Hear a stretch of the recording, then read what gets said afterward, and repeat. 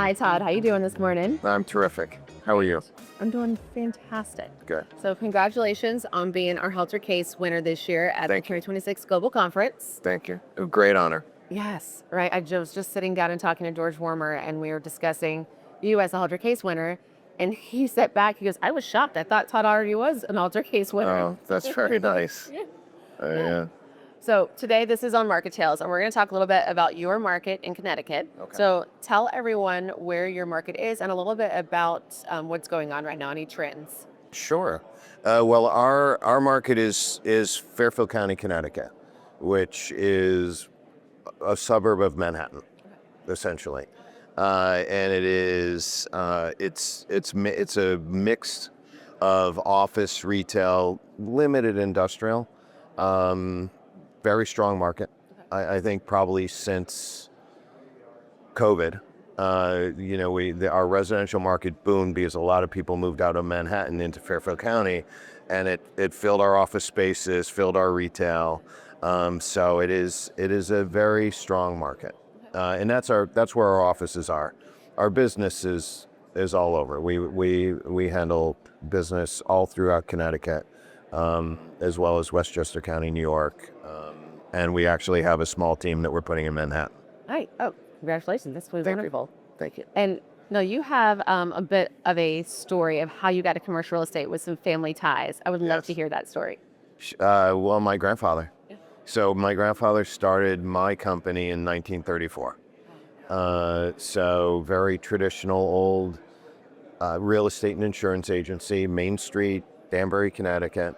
And he was really one of the pioneers of commercial real estate in Connecticut. He was one of the first SIORs back in I think the 50s and was really recognized as one of the top first 5 commercial practitioners in the state, and was a mentor to a lot of people when I got into the business, that helped me as I got into it. And I bought his company when I was 26 years old. Wow.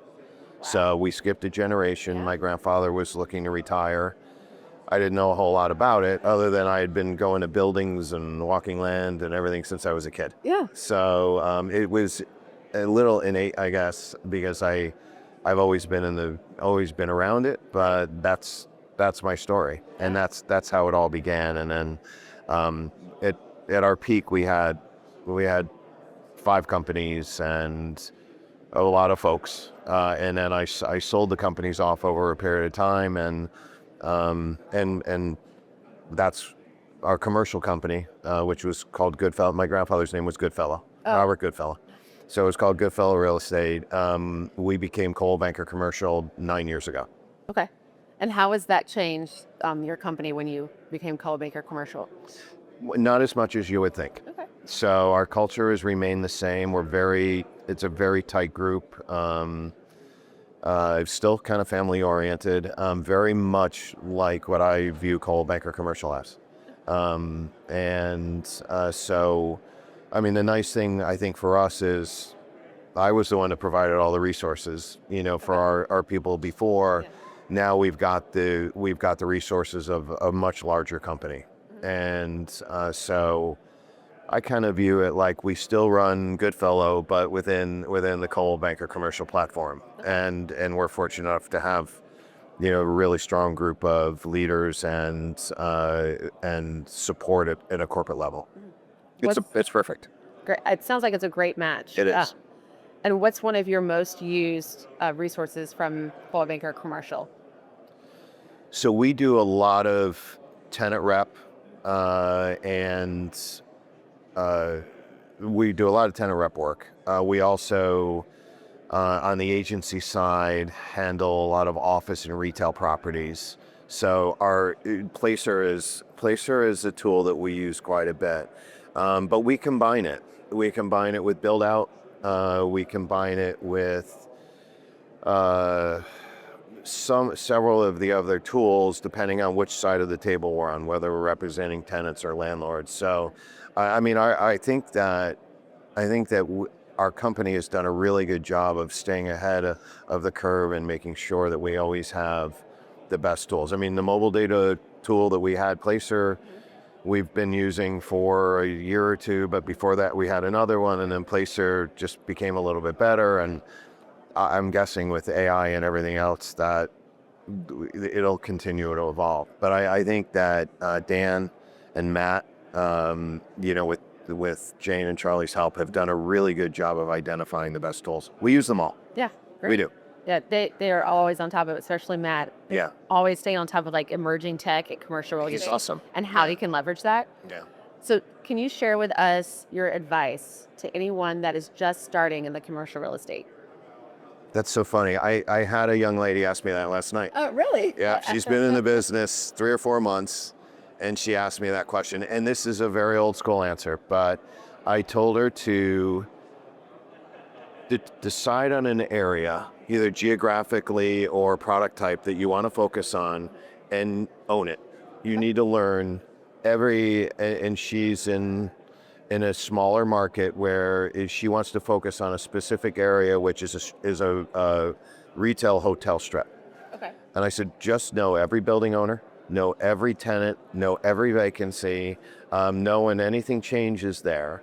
And you will become an expert in a small area, so that when you're meeting an owner or you're meeting a new tenant, that you know the answers to that small piece of your world, and then combine that with education. Yeah. Because there's no way you can't gain experience without time. Mm-hmm. So you have to, like when I bought my company, I had very limited experience. So I that's when I became an SIR. I took all their classes, I learned a lot, but we also tracked every building. And no, I didn't have the benefit of some of the tools that we have now. Yeah. But we tracked every building in the market, so we knew everything. And it would seem simple because you can use CoStar and learn all that stuff, but you really do need to know it. And as simple as that is, that's my answer. No, that's a perfect answer, and it's one I actually haven't heard yet. So thank you so much for sharing your advice, for sharing your knowledge, your story with us. Thank you. And again, congratulations on the honor. Thank you. And it's a pleasure sitting down with you. So thanks for stopping by. I appreciate it. Thanks.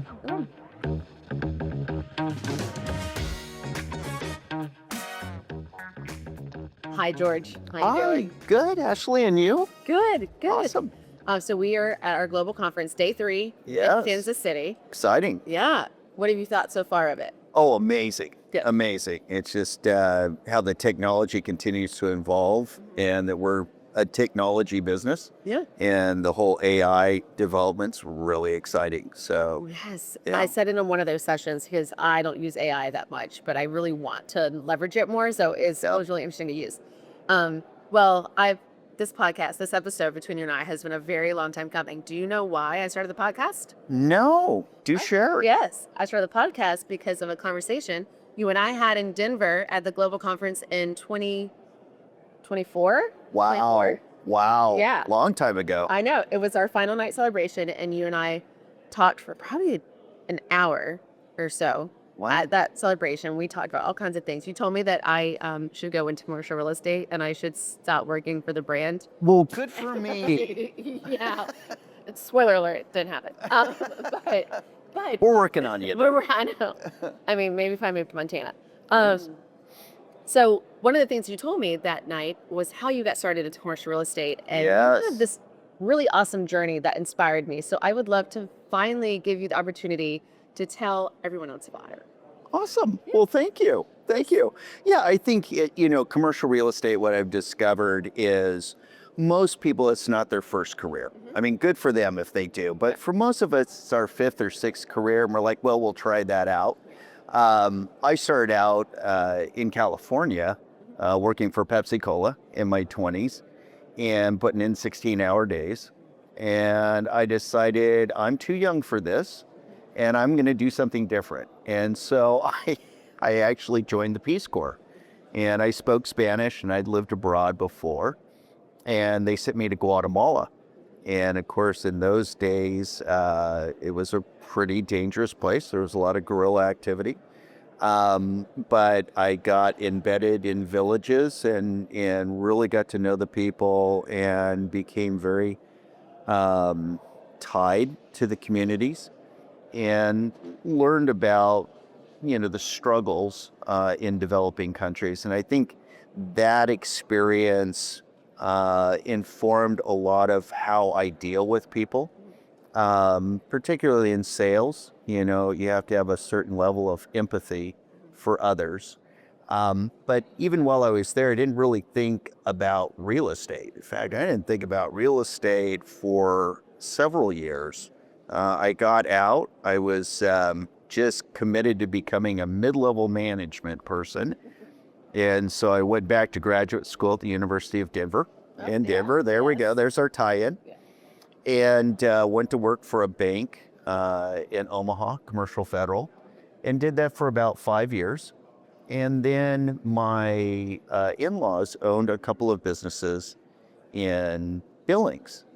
And I guess I should mention I met my my first wife in the Peace Corps, and she was from Montana.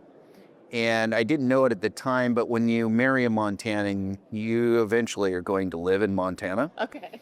And I've now lived there for 30 years. And so, long story short, we moved back to Billings, Montana, to run a couple of the family businesses, which I did for about 5 years. And we ended up selling those businesses. And so I was trying to find what I was going to do next. And I had this banking experience, and I had a finance major. And a good friend of mine said, "George, you should get into commercial real estate." And I thought, oh, that's crazy. I have small children. This is all commission. And he just worked on me. He was a very good salesman. Actually ended up being one of my partners in Coldwell Banker Commercial CBS there in Billings. Steve's now retired, but got me into it. And I think, like a lot of people that get into real estate, it's like, well, I'm going to do this till I find, quote unquote, a real job. Or a job where, I've got a steady income. But I learned that commercial real estate is absolutely the best career you could possibly get into. We have great people at Coldwell Banker Commercial. I was very fortunate. I didn't really shop around. I just ended up with Coldwell Banker Commercial, and it was a real blessing because I've always worked with great people in our community and then in the organization. So it was a long trail to get to where I am, but I feel very fortunate. I've been now in this business for 21 years. And through those 21 years, can you think of a time that you had a unique transaction or a unique story of how you got a deal, maybe through a relationship? Sure. It's the truth is, when you volunteer, I think it really, you're giving to your community, but you always seem to get tenfold in return. And I think that's just the truth. And I didn't know at the time, but my youngest daughter got into soccer, and somehow I became the coach because none of the other parents wanted to. And what I didn't realize is that the parents of the children on my team just happened to be several of the largest movers and shakers in town. Oh, all right. And they just seemed like really nice people, and they'd slap me on the back and say, "Good job, George, good job, coach." And when I got into real estate, I knew I had to go out and meet people. And all of a sudden, all these parents that I'd been coaching the children, I discovered, wow, these are some great people. And they were so generous. And one of them said, "Hey, I'm going to introduce you to this guy. He owns a lot of property downtown." And Scott Giseri, he's now one of my longest clients. We probably do a couple of deals a year, and that's been over a 20-year period. And I would not have met him if it wasn't for one of the parents on my soccer team. So just the way those things work. I love that story. And does your daughter still play soccer? Oh, no. no. No. You were No. making Yeah, I think there were more tears than, Oh, you no. know, actual enjoyment. But, you know, of course, I coached her, and then I had to coach my younger daughter, because you do for one, you got to do for the other. Of course. And so we ended up, at one point I realized I did 36 combined seasons between both daughters. 2 seasons a year, times 2 over 8 years. The math gets impressive. Oh, okay. So are you now a fan of soccer?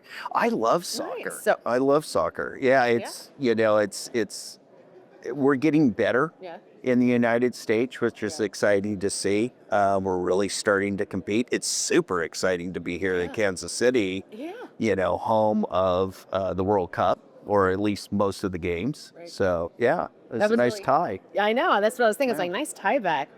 I do what I can. Yeah. Thank you for just writing my episode for me. Sure. It's perfect. Sure. Well, thank you so much for sitting down with me and having this conversation. Thank and you. are a true value to the brand as last year's Halter thank Case you. winner. Thank you. I Congratulations. was very honored and very surprised by that. Good. That's what we try to do. Yeah. We want to surprise you guys. You did a good job, because I had no idea that was Good. coming. Good. Well, thank you so much. Have a great rest of the conference, and I look forward to seeing you next year. Thank you, Ashley. Appreciate it.